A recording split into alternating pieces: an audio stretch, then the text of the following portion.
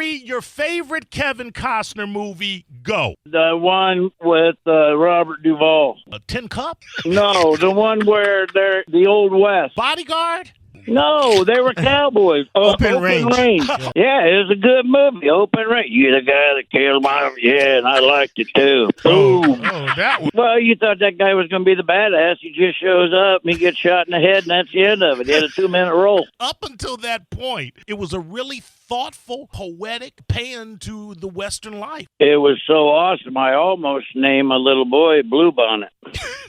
Well, that was the name. They were about to go in and have that gunfight, and he says, all I've ever called you is boss. He said, what's your real name? And he said, well, don't tell nobody, but it's Bluebonnet. They named him Bluebonnet. He's 100% absolutely right. That is crazy that you remember that dialogue like that. Larry the Cable Guy, who will be appearing at the Hard Rock in Tampa on Thursday. 2 shows, correct, Larry? Yeah, 2 shows on Thursday, 2 big shows on Thursday. Well, Make sure you get there. Thursday. Listen, I don't. On Thursday. I feel bad, Mo. I feel bad. I was late calling you. I never have any interviews at 5:00 in the afternoon, and so I was golfing. Here in Nebraska, we got the leaf rule because there's so many leaves on the ground. So I would hit a couple good shots, and then I would lose them in the fairway because there's so many leaves. So I got pissed, came home. All right, 2 things based upon what you just said. First and foremost, I thank you for being the only show. First off, you don't need to do any radio. You're Larry the friggin' Cable Guy. People know you.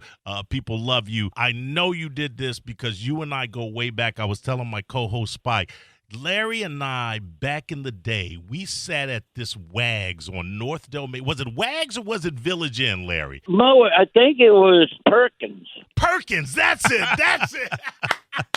Yeah. Yeah. That's it. It was Perkins. Dude, how many nights did we sit down chopping it up over whatever the hell it was we was eating at Perkins? Oh, dude, that's where we go late at night and to pick up girls. And the big pickup line was, "Excuse me, ma'am, I couldn't help but notice, but you also ordered the jumbo chili." Also. Speaking of pimping up. Speaking of picking up Jumbo girls. chili. Me and Mo. Mo go way back. Me and Mo go so far doggone back. Mo, I'm not kidding, Mo. We met.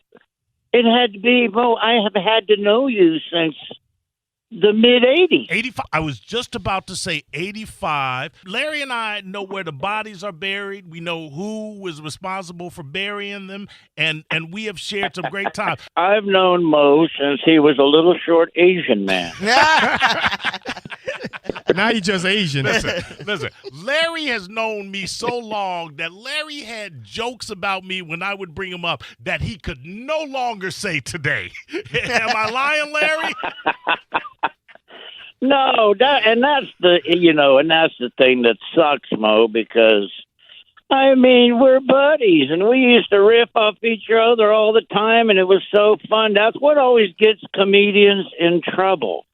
And that's why comics like hanging out in green rooms with other comedians, because you can be in a green room with all different ethnicities and everybody's different, and the jokes are flying, and we're all laughing, and we're all friends, and we go to Perkins after. But then comedians forget, once they're out of the green room and out in the real world, not everybody has a good sense of humor like we do. So that's what gets them all in trouble. But I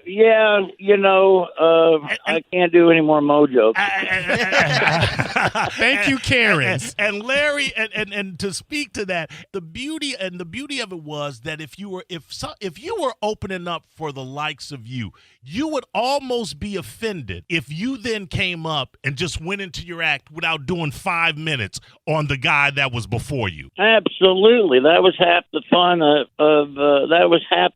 doing it. That was the camaraderie between the comedians. It was just a blast, and Let me ask you this, and it's probably the most serious question I'll ask, and then I got to tell you how you're responsible for the most pimpest moment in my life about being able to pick up a girl, and then I got some questions for you that you're going to love. I taught Mo. Here's what real quick before you ask Go. me. This is what I taught Mo. Said he was having a problem picking up girls, and I told him that he needs to use his knees more and not his back.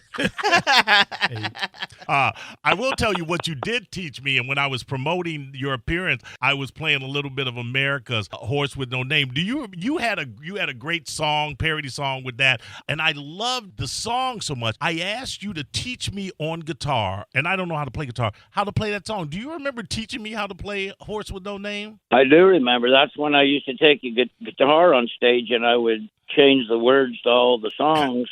And then when I realized, I did that all the time. It was a great part of my act, but I couldn't put any of them on an album because they were just parody songs. You had to pay for the songs, so I would just do them in my live shows because they were fun to do. I'd do about 20 seconds of some song, but that was one of the first ones I ever did. That was way back in the day when I was still on WDIZ in Orlando. And Are there jokes that you no longer can tell that you regret, that you feel bad about, or you're just on to the next one? No, absolutely, Mo, absolutely. I mean, you know what it was like back when you and I were starting out. We were single guys and we were having a good time and everything, just whatever made us laugh.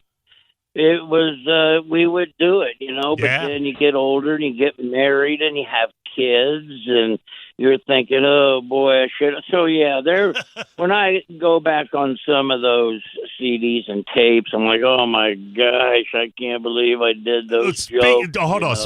Speaking of that, I was a house MC at the Comedy Corner when you were coming up there. You see so many acts so many times that a lot of times we end up back at the bar or we're out in the parking lot chopping it up and smoking. I said there were two comedians that I watched every show religiously. John Panette, R.I.P., was one of them, and you were the other.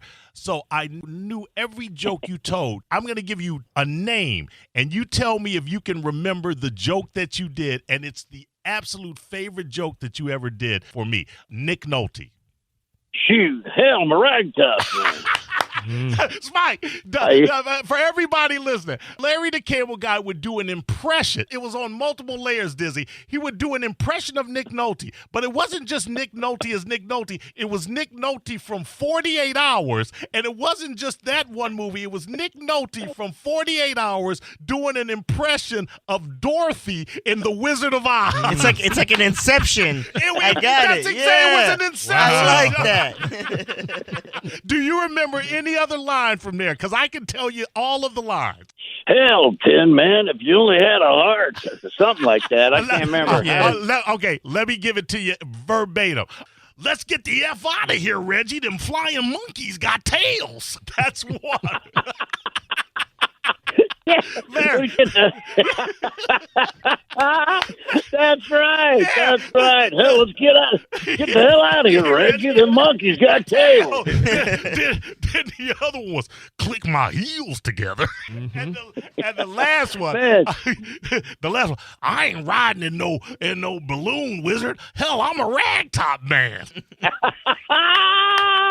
That's right. Hell, I ride in no balloon, wizard. I'm a ragtop man. Yep. A ragtop man. I think I did Nolte better back in the day, but oh my gosh, Mo, the fact that you remember that is hilarious. Holy smokes. I mean, that's from almost 40 years ago. Larry, what Dizzy just said, it was a joke that was on an Inception level because there were so many layers to it. And to me, I'm like, how the hell do you... Okay, so you can do Nick Nolte, but then how do you choose 48 Hours? And then how do you say, well, I don't want Nick to be Nick in 48 Hours. I want him to be Nick in 48 Hours in a different movie and be a girl in The Wizard of Oz. I was like blown away, dude. Blown away. Yeah, well, that would be the perfect impression when you put him in a whole different movie as a whole different character. Then that's perfect. But, I used to do that all the time, though, because, Mo, I act. I mean, obviously. I Clearly. mean,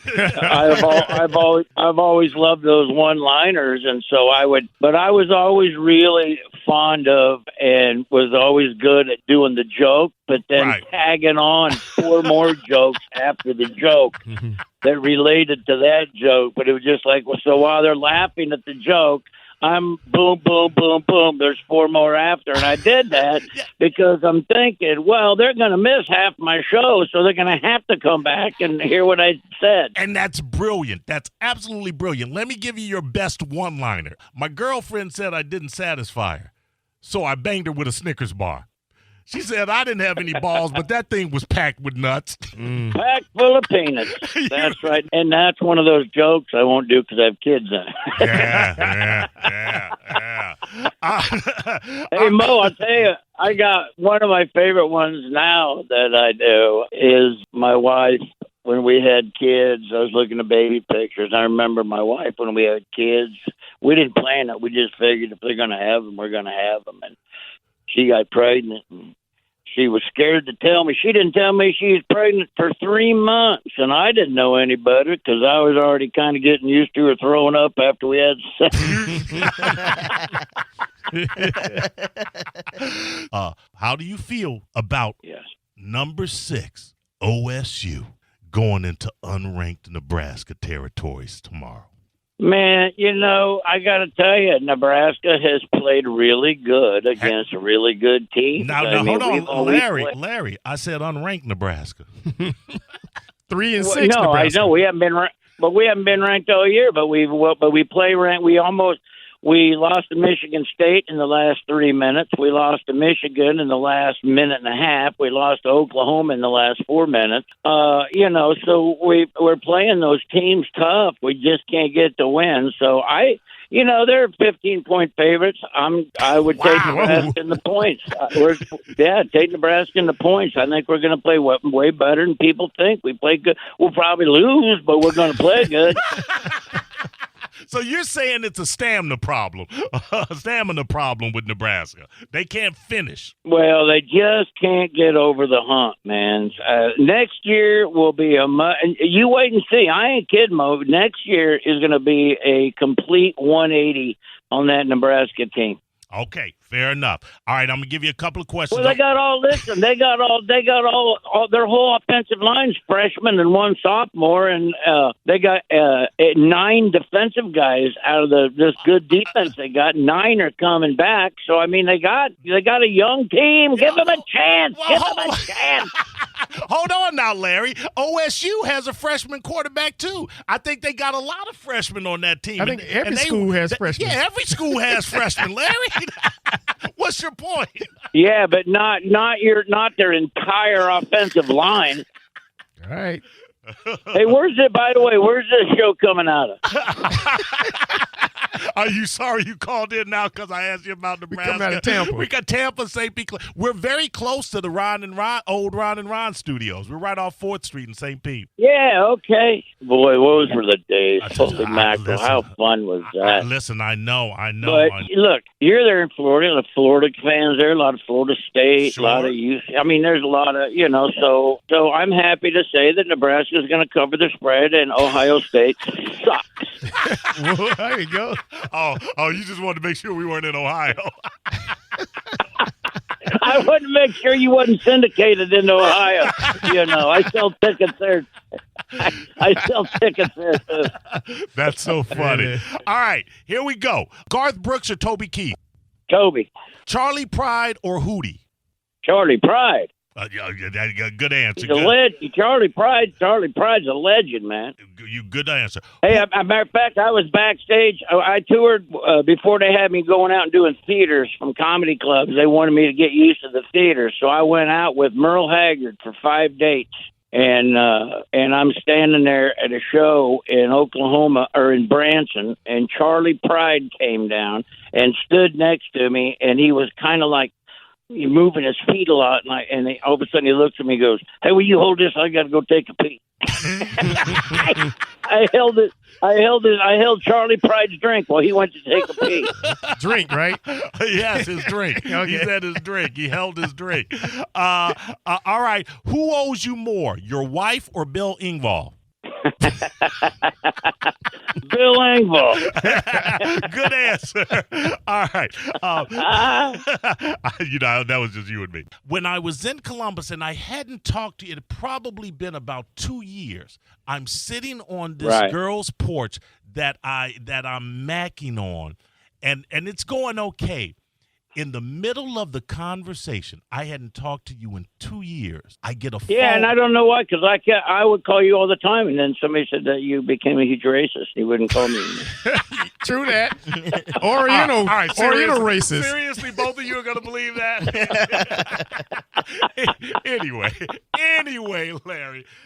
And I get a call, and I look at my cell phone, and she goes, "Who is that?" I go, "Hold on, I got to take this. It's Larry the Cable Guy." Do you know how pimp I looked in that moment? Because out of nowhere I was getting a call from you.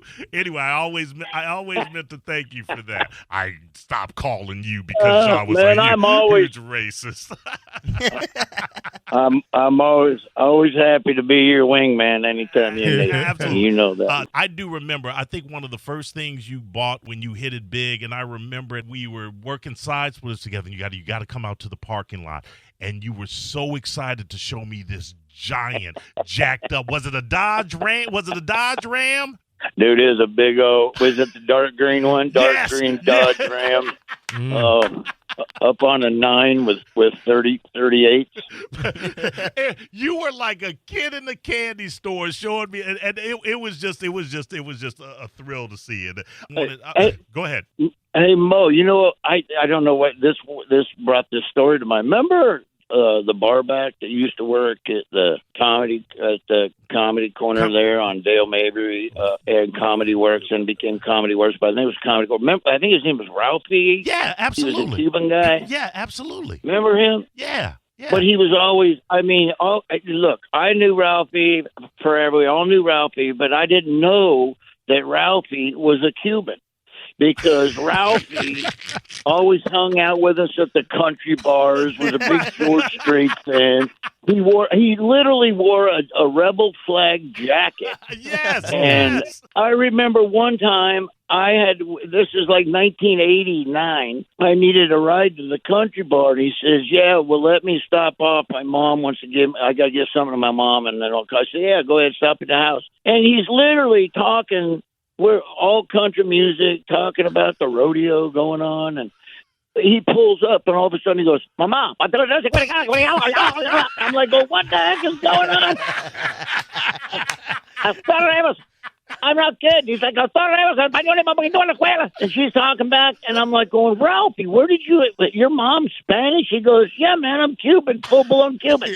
My parents came over here on the Muriel boat lift." I'm like, "You got to be kidding me." Mo, did you know that? I think I may have known that, but that is a funny story, dude. That is hilarious. Oh my gosh! I always remember that story because I had no idea because he was like so Southern and then all of a sudden he started speaking fluent Spanish. But he goes, "Yeah, man." He goes, "There's a lot of rednecks in Cuba."